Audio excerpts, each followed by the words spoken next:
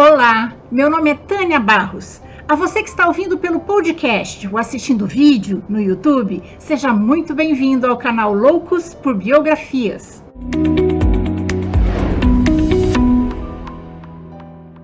Mas antes de começarmos, eu gostaria muito de agradecer aos apoiadores do canal no Catarse. Esse apoio é muito importante para que eu possa continuar trazendo novidades para vocês.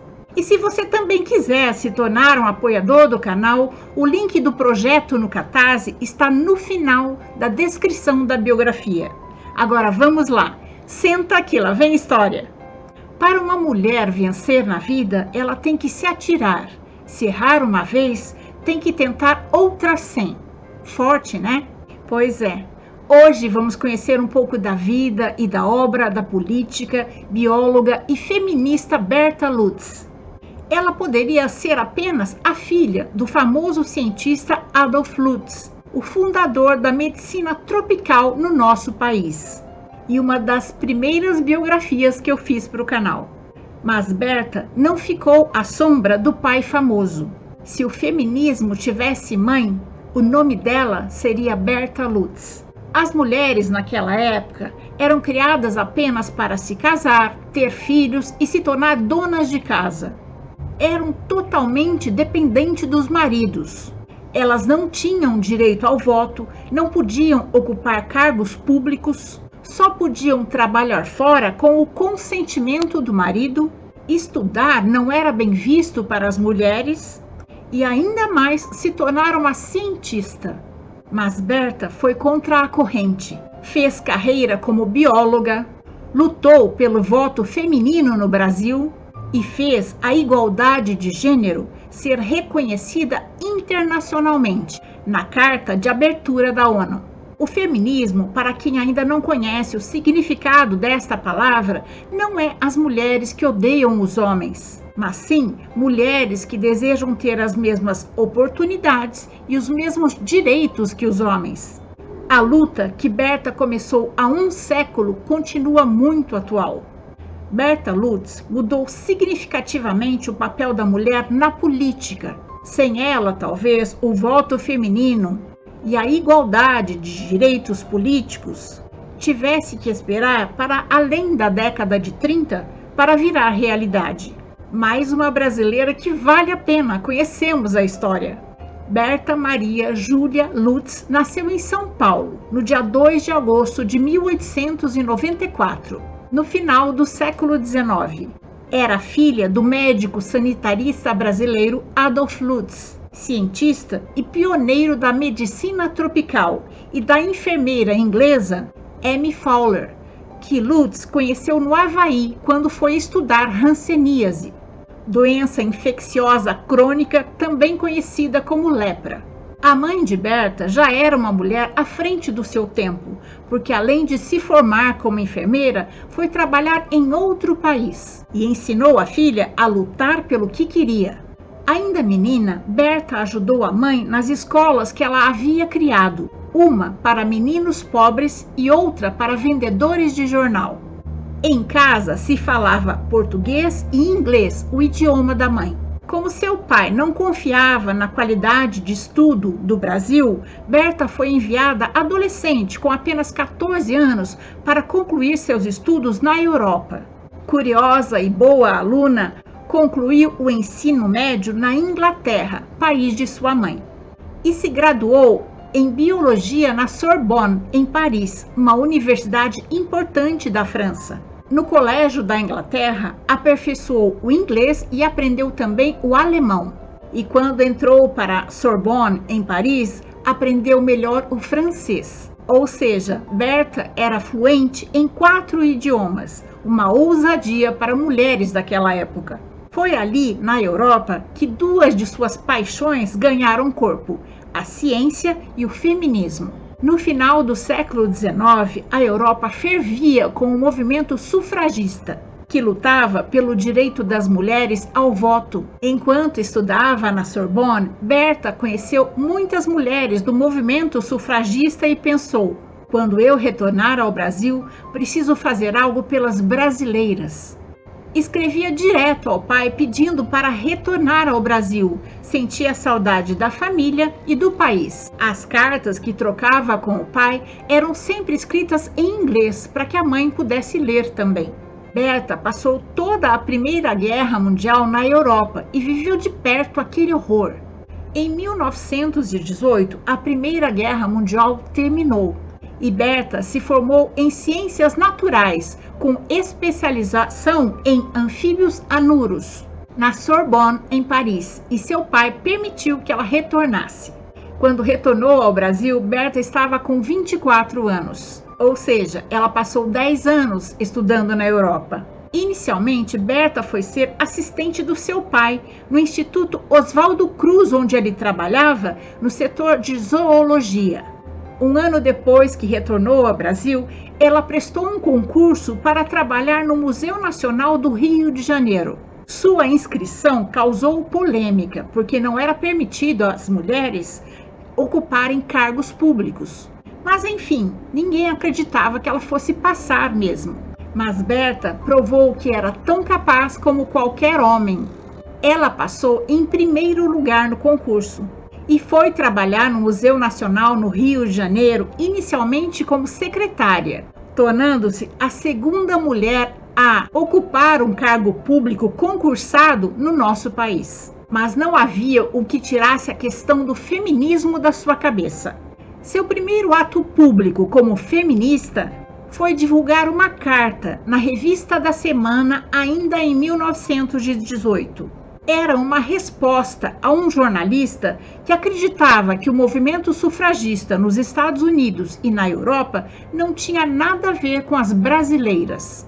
Berta criticou o tratamento dado pelos homens à causa e convidou as mulheres a se organizarem em associações e a lutarem pelos seus direitos.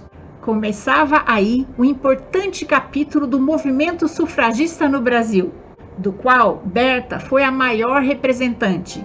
Para ela, as mulheres não só precisavam ter direito ao voto, a assumir cargos públicos, mas também ao trabalho e à educação, para se livrar da dependência dos homens. Ela mesma era uma mulher independente.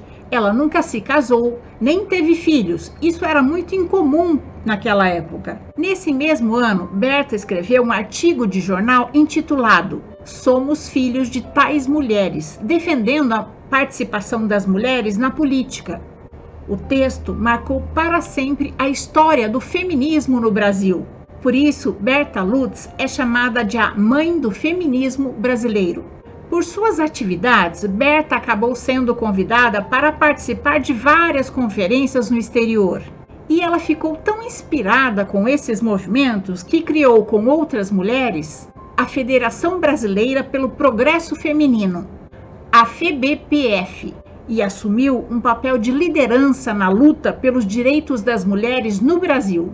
Como presidente da federação e também cientista, recebeu no Brasil a cientista Marie Curie, de quem também temos a biografia no canal. Marie Curie foi a primeira mulher a ganhar o Prêmio Nobel, sendo também a primeira pessoa e a única mulher a ganhá-lo 2 vezes.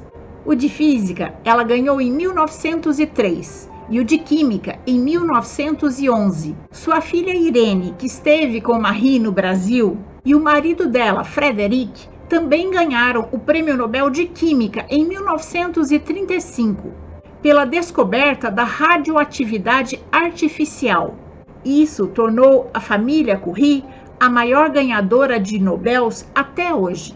A maior vitória da Federação pelo Progresso Feminino veio só 10 anos depois, quando Getúlio Vargas instalou um novo Código Eleitoral, inaugurando o voto feminino no Brasil. Berta também organizou o primeiro Congresso Feminista no Brasil. Em 1933, formou-se também em Direito pela Universidade Federal do Rio de Janeiro. Tentou até se tornar professora da instituição com a tese "A nacionalidade da mulher casada perante o direito internacional privado", em que abordava a perda da nacionalidade feminina quando a mulher se casava com um estrangeiro. Na primeira eleição, com as mulheres votando, Berta foi eleita deputada federal suplente, ou seja, a deputada substituta na falta do titular. 2 anos depois, ela tomou posse como deputada, porque o titular, Cândido Pessoa, havia falecido. As principais bandeiras de luta de Berta durante o tempo em que foi parlamentar foram mudanças na legislação trabalhista, referente ao trabalho da mulher e do menor, igualdade salarial, licença maternidade remunerada de 3 meses, redução na jornada de trabalho, que na época era de 13 horas diárias. Também foi ativa na defesa do conhecimento científico, do combate às doenças e na proteção à natureza, a conservação da fauna e da flora brasileira. Dentro da Câmara, lutou pela criação do Ministério Nacional da Mulher.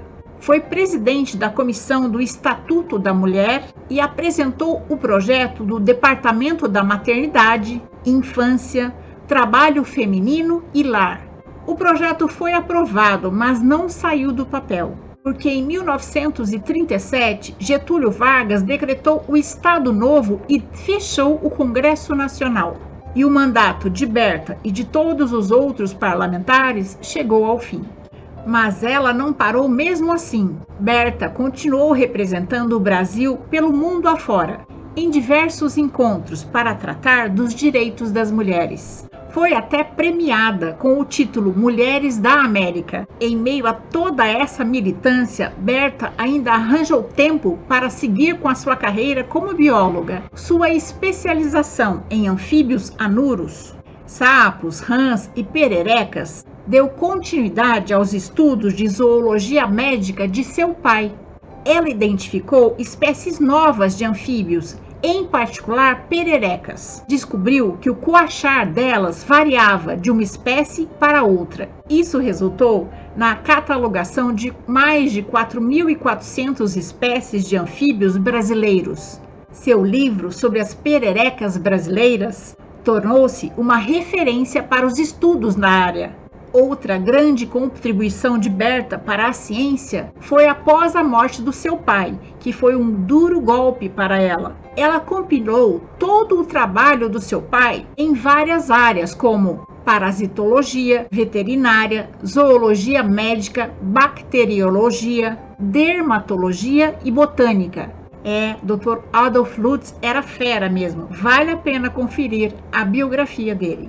Ela preservou toda a coleção de material zoológico e botânico do pai, bem como seus estudos compilados em mais de 8.000 páginas. Em 1945, Berta foi a enviada oficial do governo brasileiro para a Conferência de São Francisco, cujo intuito era redigir o texto definitivo da carta que resultou na criação das Nações Unidas, a ONU. Dentre os 850 delegados de 50 países, havia apenas 6 mulheres. Durante o evento, Berta se empenhou, junto com outras delegações da América do Sul, para assegurar que a Carta da ONU fosse revista periodicamente. Entretanto, seu maior mérito foi a luta para incluir menções sobre a igualdade de gênero no texto do documento. Nós, os povos das Nações Unidas, resolvidos a reafirmar a fé nos direitos fundamentais do homem, da dignidade e no valor do ser humano e na igualdade de direitos dos homens e das mulheres. Embora 4 mulheres tenham assinado a carta, apenas Berta e a delegada da República Dominicana, Minerva Bernardino, defenderam os direitos femininos. Antes mesmo da Segunda Guerra Mundial terminar, Berta ajudou a colocar a mulher no mapa dos direitos humanos universais. Além de toda essa militância, Berta continuou trabalhando no Museu Nacional, como chefe do setor de botânica até se aposentar. Durante os anos em que trabalhou no Museu Nacional, Berta foi enviada várias vezes para percorrer os museus norte-americanos e ficou encantada e se tornou a pioneira também no estudo de museus. Um ano depois da sua aposentadoria, Berta viu finalmente o voto feminino se igualar ao voto masculino. Até então, no Brasil, só as mulheres assalariadas podiam votar. Em 1975, aos 81 anos, Berta voltou a uma conferência da ONU. Ela foi convidada pelo Itamaraty como integrante da delegação brasileira para a Conferência do Ano Internacional da Mulher no México. Berta Maria Júlia Lutz faleceu no dia 16 de setembro de 1976, aos 82 anos, vítima de pneumonia no Asilo Saúde Solar na Tijuca, no Rio de Janeiro, onde passou parte da vida. Antes de falecer, Berta doou todo o seu acervo pessoal, documentos, cartas, imagens ao Museu Nacional. Mas, infelizmente, esses inestimáveis registros viraram cinzas no incêndio do Museu Nacional em 2018. Mas a chama do trabalho de Berta Lutz segue acesa, seja por meio do diploma Berta Lutz, que é um prêmio oferecido anualmente pelo Senado Federal a pessoas que contribuem para a defesa dos direitos da mulher e questões de gênero no Brasil, seja pelas milhares de espécies brasileiras de anfíbios catalogadas por ela, algumas batizadas em homenagem a ela, a seus estudos, a sua família, seja porque virou história em quadrinhos, ou por suas palavras lapidares que norteiam as Nações Unidas do início até os dias de hoje. Recusar à mulher a igualdade de direito em virtude do sexo é denegar justiça à metade da população. E essa é a nossa história de hoje. Eu espero ter contribuído para que seu dia seja bom. Se você gostou, deixe seu joinha, faça seu comentário, conheça as outras histórias do canal e compartilhe com seus amigos. Encontro vocês na próxima biografia do canal. Até mais!